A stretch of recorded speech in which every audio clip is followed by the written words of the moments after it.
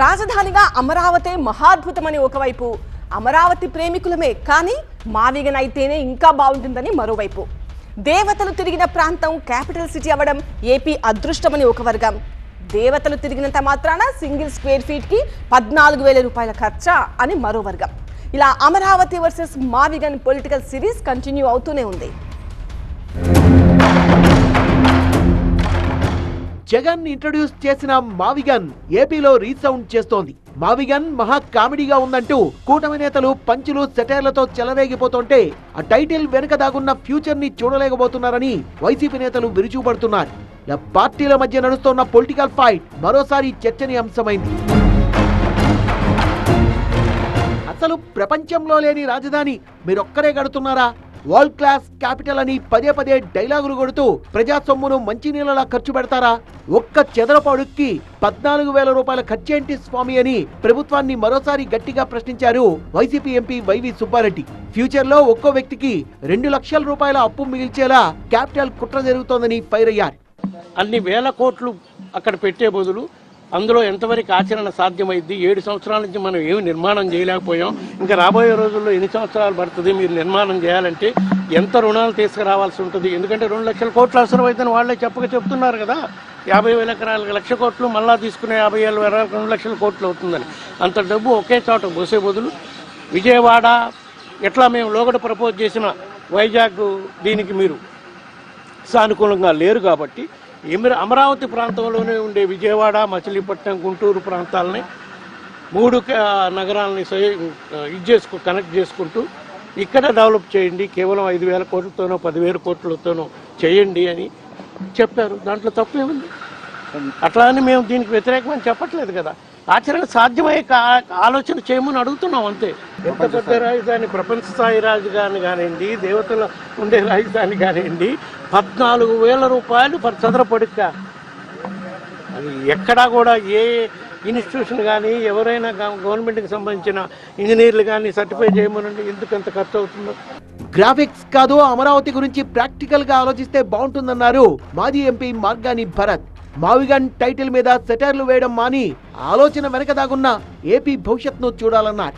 మీకు 3 రాజధానుల plan A విధానం నచ్చకపోతే ప్లాన్ బి గురించి కనీస ఆలోచన చేయకపోవడం ప్రభుత్వ నిరంకుశ పాలనకు నిదర్శనమన్నారు. భవిష్యత్తు తరాలని కాలరాసి లక్షల కోట్ల రూపాయలు అప్పు తీసుకుని వచ్చి ఇవాళ నేను ఒక ప్రాంతంలో ఖర్చు చేస్తాను, మళ్ళీ ఈ అప్పు అంతా కూడా భావితరాలు భరించండి అని అంటే ఒక ప్రతిపక్షంలో ఉన్న బాధ్యత కలిగిన ప్రతిపక్షంలో ఉన్న నాయకుడిగా జగన్మోహన్ రెడ్డి గారు వ్యతిరేకిస్తారు. ఎందుకు చేయరండి? మరి ఇన్ని అంశాలని ప్రజల్ని చాలా విచక్షణతో ఆలోచన చేయమని కోరుతా ఉన్నాం. మేము చెప్పిన అంశాలు ప్రపోజల్ ఒకవేళ అవ్వలేదు, ప్లాన్ బి లేదా ప్లాన్ సి, 3 క్యాపిటల్స్ అన్నాం గతంలో. విశాఖపట్నాన్ని ఎగ్జిక్యూటివ్ చేస్తూ అప్పుడు అంశం చెప్పాం, మీకు ఆ ప్లాన్ నచ్చలేదు, పోనీ ఈ ప్లాన్ తీసుకోండి. ఒక పోర్ట్ సిటీ ఉంటే ఆటోమేటిక్గా ఒక గ్రోత్ ఇంజిన్ వస్తుందండి. మేం మాట్లాడిందే వేదం, మేం చెప్పేదే నిజం, మేం చేసేదే చట్టమని గొప్పలగబోతూ ప్రజా సొమ్మును ఇష్టం వచ్చినట్టుగా ఖర్చు చేస్తున్నారంటూ వైసీపీ నేత శ్రీకాంత్ రెడ్డి అమరావతికి చట్టబద్ధత బిల్లుపై తీవ్ర విమర్శల్ని గుప్పించారు. నువ్వేదో గొప్పగా నువ్వే క్రియేట్ చేస్తున్నావు అని చెప్పి ఇంకెవరు మాట్లాడకూడదు, నేను మాట్లాడిందే అదే నిజాయితీకి సంబంధించింది, అదే ఒక రాజ్యాంగం అన్న టైప్లో మాట్లాడే దాంట్లో నిజాయితీ ఉంటుందని మాట్లాడుతున్నావు. మీరు మాట్లాడిన మాటల్లో ఏదన్నా ఒక్కటన్నా నిజాయితీ ఉందా అన్నది ఒక్కసారి ఆలోచన చేసుకోండి. ఎంత కరప్షన్ జరుగుతోంది. ఒక బిల్డింగ్కి నువ్వు 5,000 కోట్లతో టెండర్ పిలుస్తున్నావు, 10% మొబిలైజేషన్ అడ్వాన్స్ అనేది క్రియేట్ చేసావు. గతంలో జగన్మోహన్ రెడ్డి గారు పని జరుగుతానే ప్రభుత్వ డబ్బులు ఇవ్వాలి, అంతవరకు ఇవ్వకూడదంటే నువ్వు లేదు మొబిలైజేషన్ అడ్వాన్స్ ఇవ్వాలని మళ్ళీ చట్టం మార్చావు. 10% మొబిలైజేషన్ అడ్వాన్స్లో 8% రైట్ ఆఫ్ ది వే ఫస్ట్లోనే తీసేసుకుంటే మళ్ళీ కాంట్రాక్ట్ ప్రాఫిట్ అని 40 to 50% ఎక్సెస్తో రేట్లు పెంచి అవి విపరీతమైనటువంటి దోపిడీ జరుగుతోంది. అంత ప్రాఫిట్తో ఇస్తే కొద్దిగా గొప్ప పనులు చేస్తున్నారు వాళ్ళు. ఆ పనుల్లో ఏదో అద్భుతం సృష్టించబోతున్నామని మాట్లాడితే ఎట్లా? మావిగన్ అంటూ మీరు ఎన్ని మాటలైనా మాట్లాడండి కానీ ఆ మాట వింటేనే ప్రజలు నవ్వుకుంటున్నారన్న మాజీ మంత్రి ఎమ్మెల్యే గంటా శ్రీనివాసరావు మావిగన్ గురించి ఆలోచించే ప్రసక్తే లేదన్నారు. మొత్తం మావిగన్ అని అసలు ఇటువంటి అద్భుతమైన ఆలోచన నాకే వచ్చింది, ఇది మామూలు మానవ మాతలకు రాదు ఇటువంటి ఆలోచన అని చెప్పని ఇది చెప్పారు. ఈ మధ్య మనం బ్రహ్మానందం గారు లాంటి సినిమాల్లో క్యారెక్టర్ కొంచెం తగ్గిపోయాయి, ఆయన కొంచెం నటించట్లు ఎక్కువగా. మరి చూస్తా ఉంటే మళ్ళీ ఆయన లేని లోటు జగన్మోహన్ రెడ్డి గారు తీరుస్తున్నట్టుగా కనిపిస్తూ ఉంది.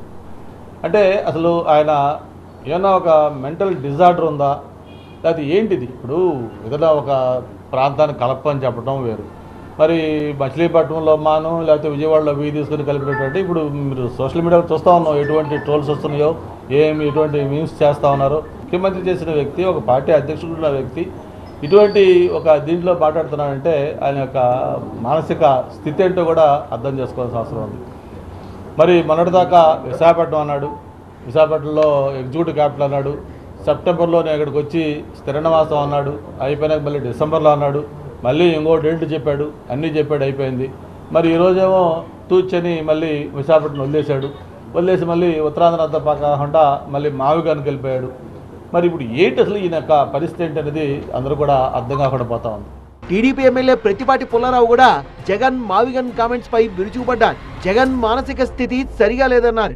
జగన్మోహన్ రెడ్డి మాత్రం మతి స్థిమితం లేనటువంటి వానిలాగా మావిగన్ అనే ఒక కొత్త స్లోగన్ తీసుకొచ్చి అమరావతి, చంద్రబాబు గారు చేస్తున్నటువంటి అమరావతి కానీ, ప్రపంచంలోకే బెస్ట్ క్యాపిటల్ నిర్మాణం చేయబోతున్నటువంటి చంద్రబాబు గారి ఆలోచనలకు భిన్నంగా నిర్ణయం తీసుకొని నవ్వులు పాలయ్యాడు లోక్సభ, రాజ్యసభలో దేశ ప్రజల ముందు.